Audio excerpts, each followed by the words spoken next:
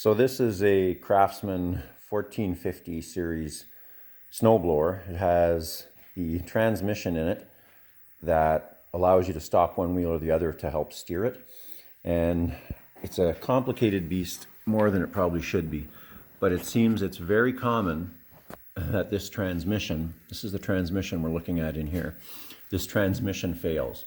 So the symptoms of this machine are one wheel will stop turning and only the other one is driving.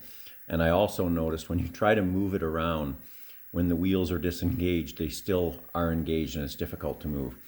So I'm changing the transmission. I found one online, but I've realized why it failed.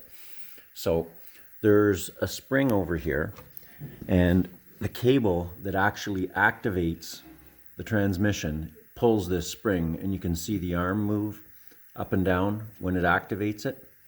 So that activation lever was always partially pulled. There's tension on it. Even though it should have been at rest like it is now, it wasn't. So the culprit for all that turns out to be the actual handle that you activate to make it work. So this handle activates that spring. You can see it moving down there. So when I pull this, the spring goes up and down. It actually engages the transmission. But this handle was not returning to zero. So there was always tension on that spring.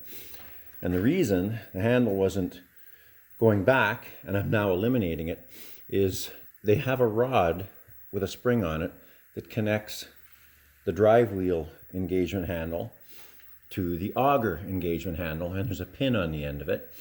And it's there so that you can, once both are engaged, you can let go of the auger handle and it stays engaged. But if you let go of the transmission, the wheels, they both disengage. And it's just, to me, it's fluff for nothing, and it's more complication. So that what happened was the stress that it takes to push that lever across had actually taken this, the piece that is actually doing the work has a little steel rod connecting it. You can see this rod right here, connecting it to that little piece. And you can see there's two holes in there. I drilled the second one because the first hole became enlarged and elongated, causing the rod to snag and never return to normal. So the transmission always stayed partially engaged. Eventually it did itself in, the gears weren't fully meshed. So I drilled a new hole and it works perfectly.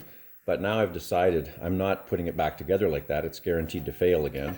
So I'm getting rid of this bar that crosses and joins the two.